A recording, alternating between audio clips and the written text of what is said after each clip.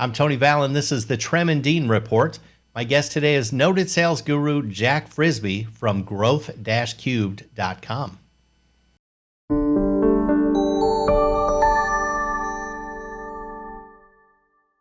Well, Jack, thanks so much for joining me today.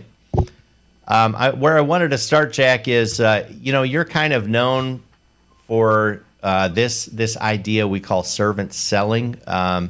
And I thought before we dive into some of the changes in sales that the pandemic has caused us to think about, can you just start with teach us a little bit high level about what is your concept of servant selling?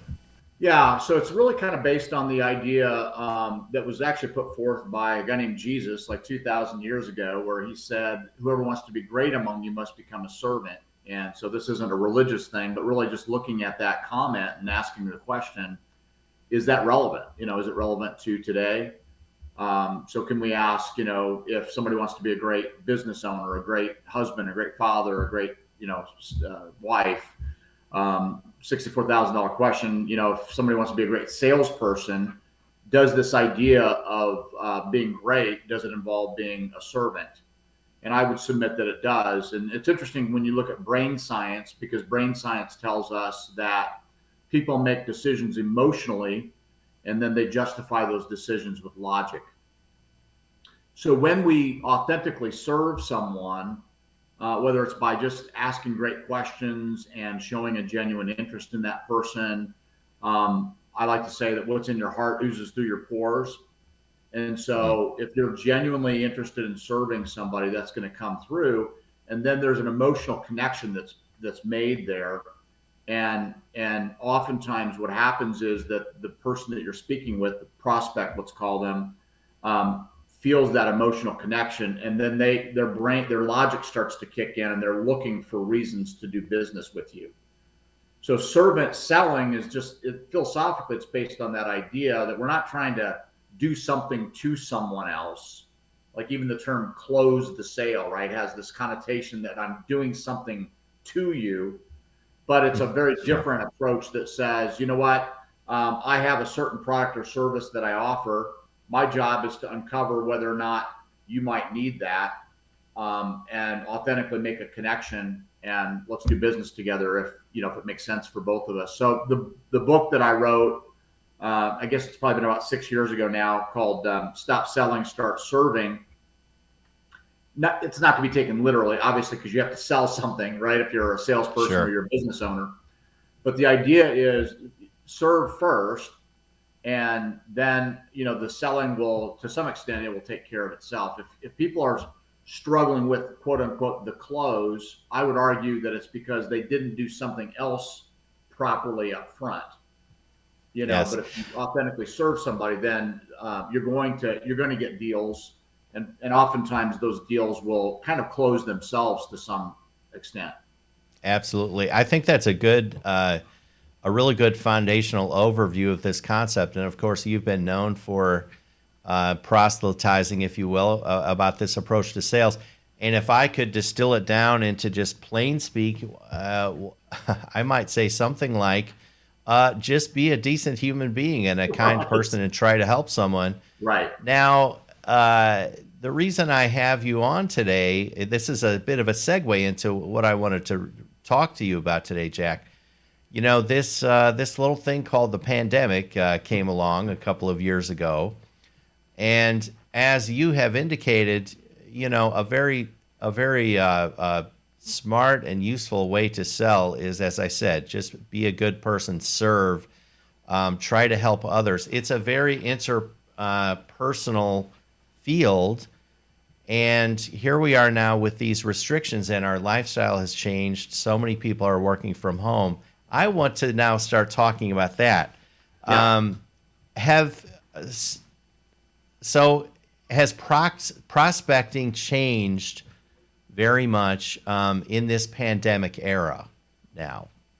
Well, there's a lot of different thoughts that are going through my head when you ask those types of questions about the pandemic. I'll start by saying that when, in March of 2020, when this thing broke out, a friend of mine who's been a professional salesperson for many years, he called me one day and he said, "Hey, I don't know what to do. He's like, I'm the guy who's going, from business to business, and I'm talking to people, and literally they don't want me showing up on their doorstep now. And he said, it seems to me like you are a guy that has some expertise in that. And my response to him was, I said, well, let me share with you something that just happened to me. I'd gotten introduced to a prospect. I had a Zoom call with the prospect.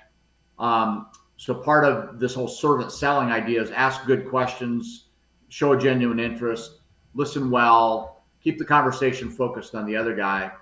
And so I had got introduced to this prospect. I did that in that conversation. I just asked lots of questions. At the end of our allotted time, we both had hard stops. At the end of the Zoom call, he said, hey, I really do need to jump. But he said, let's schedule another time to get together. And so I said, okay, that sounds great. And he said, I want to hear more about what you do. And this was like, say, on a Tuesday. He's like, how about Friday? And it really struck me because I thought, that would never have happened if we were meeting in person. Yes. Right? Not that fast. Zoom calls make the conversation so much easier, so much more convenient. And so for me and for the clients that we work with, I think what has come as a result of that is, people get Zoom fatigue, right? They have all these conversations, and you can literally have so many more meetings when you're doing it on calls like this, as opposed to like where I just came from at lunch, where I had to get in my car and drive 20 minutes, and then the lunch went long, and then I'm racing back 20 minutes to get back to my office. If that had been a Zoom call, I would have been on time. And I think that the pandemic has, and this reality that they can have these convenient conversations with people. Well, guess what? Those people don't have to be in your backyard. They can be across town, they can be across state, they can be across country. And now all of a sudden, if you're an action coach or an EOS implementer or a B2B CFO, outsourced CFO or whatever, you're an HR consultant, you're an IT service provider, right? People have kind of realized that, oh my gosh, I can have substantive conversations with people on Zoom calls. It doesn't matter where they're located. And so I think that's really opened up the geography of prospecting. A lot of people who really kind of, let's say here in central Indiana, they saw central Indiana as kind of their oyster. Now they're going, it doesn't really matter where we're located because we do our work remotely. I know you do your work remotely, right? Yes, absolutely. But prospecting has always been kind of the bottleneck to that, because for me to prospect, the mindset was I need to meet people in person. Not anymore. Yeah. And prior to the pandemic, if somebody said to me, if I was trying to get an appointment and I gave them the option of, let's say, a face-to-face or a Zoom call, if they chose the Zoom call, there was just a little tinge that I felt like they were putting me off. But that's gone now. It's now the preference is the Zoom call, and nobody feels put off by that. And it's not a put off. It's amazing how we have become so used to it. But I find myself wondering, Jack, do you think that clearly where we have gained quantity of meetings, that sort of thing, do you feel like any of the kind of quality, any of the personal touch has suffered a little bit by doing things so much more via this new technology? Yeah, I really don't, Tony, because now, obviously, from a psychological perspective, when you're sort of watching people's body language and things like that, you're losing something when you're on a camera like this. You can't fully pick up all that body language communication. But where I think it has been offset is, again, going back to that example where that person that I was meeting with, his name is Jim, where Jim was willing to set a meeting with me like 3 days later. And then, so we had that subsequent conversation. We still had some unfinished business. We set another meeting, and it was like another 3 or 4 days later. And so it became so much more efficient that if I were, I guess, losing something in terms of the engagement level with someone because of the fact that it was a video call, that was, I think, has been more than offset by the ability to get, access to more people. Now, obviously, that's all kind of predicated on the idea that, or the reality that I have to be able to get appointments with people. Sure. If I got one Sure. appointment and I've got one prospect, then, I got to make the most of that. But if I've got an ample number of people that I'm meeting with, then I don't have quite as much riding on every single situation, which I think is a Yeah. healthy thing as well. Yes, absolutely. What really resonates with me, Jack, is your point about this. Zoom calls do not feel like people are putting you off anymore. It feels like people respect your time, and everyone is able to be more efficient. So it really is. I am amazed now, 2 years into this thing, to see my own just viewpoint of this having to work this way. I've done a 180. It's hard for me to imagine, walking into businesses, meeting face to face all the time. Even if someone said, "Well, I really would enjoy that type of selling," I would think that a really the top salespeople would have to feel like they're losing an advantage.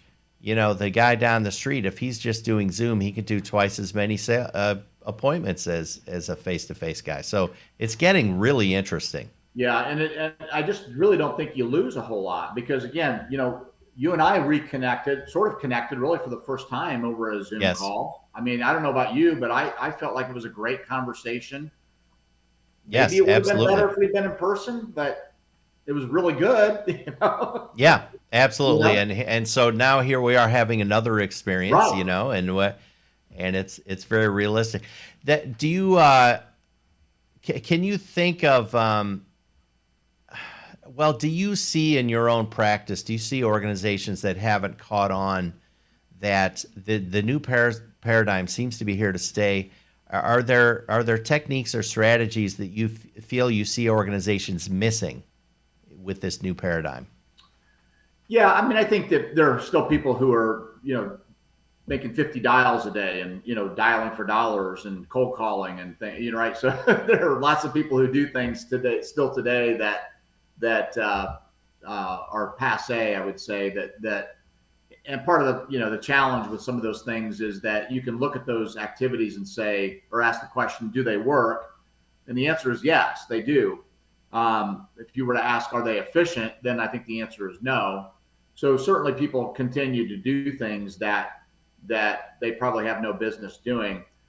To tell you the truth, the thing that I see that kind of almost, maybe it's not even really answering the question, but the thing that I see people missing, and again, understand that my world is they're professional service providers, B2B professional service providers. So people like you, IT service providers, as well as CPAs and accountants and attorneys and business coaches and so forth.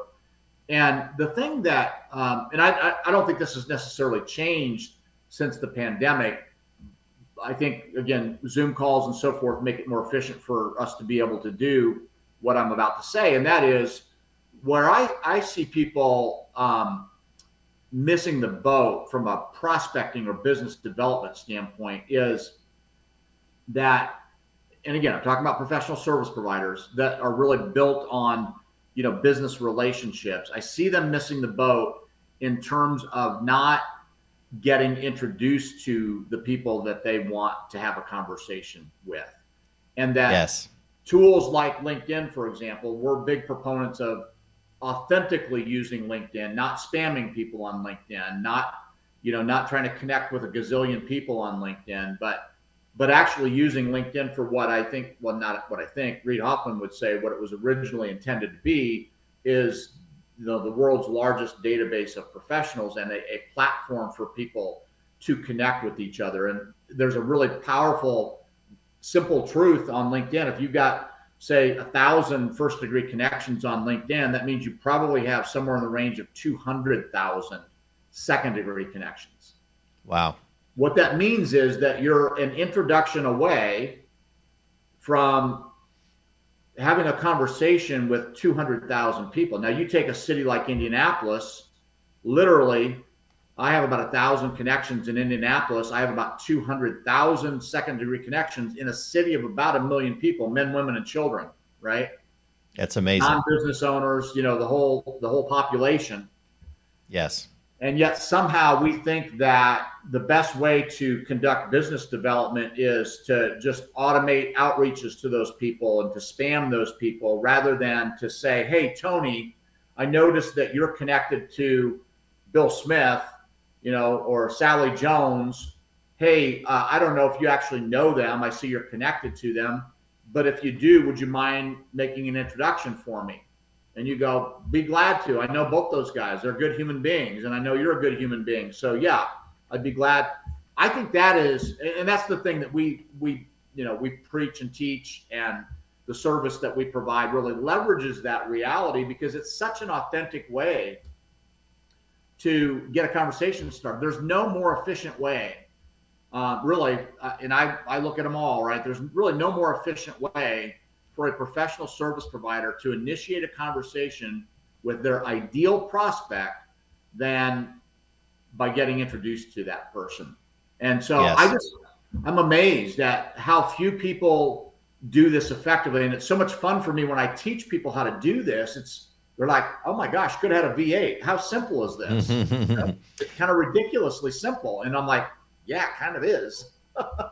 Sure. So it strikes You know? me that the getting introductions really, what's old is new. There's pre-pandemic, post-pandemic, we're still Right. probably getting introductions the same way. It's That's just right. that those meetings now are done much more efficiently over tools like Zoom and that sort of thing. I think I Yeah. think what I'm hearing is it's kind of a win-win. We all should be hopefully a little more productive. We get to work from home and Right. live freer lives in a way. Yeah, that's right.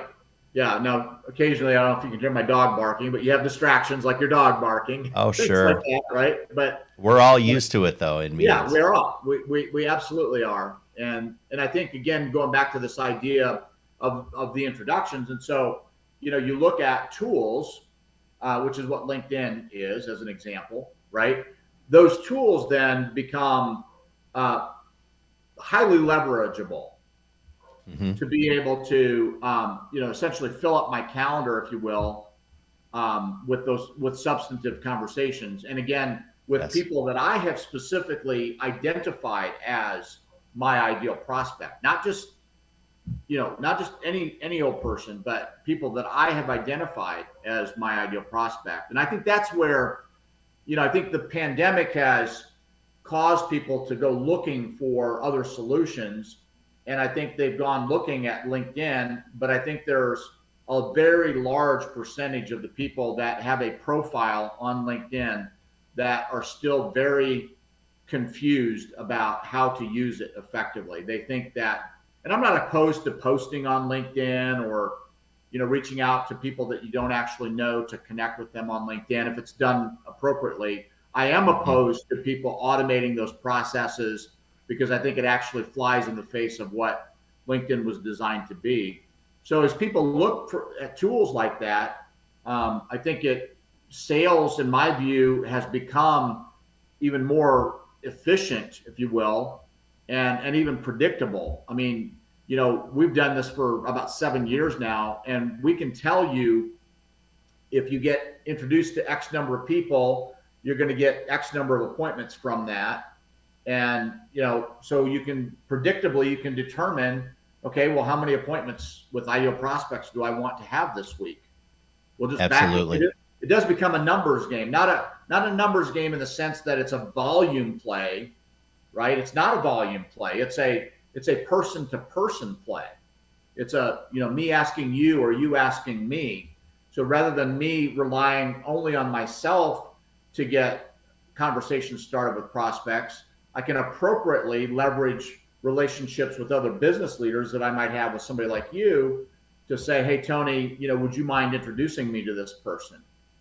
And Absolutely. we also make a distinction between an introduction and a referral. I sort of jokingly, but I'm serious, I say to people, don't ever ask for another referral for the rest of your life. And they look at me like, wait, my whole business is built on referrals.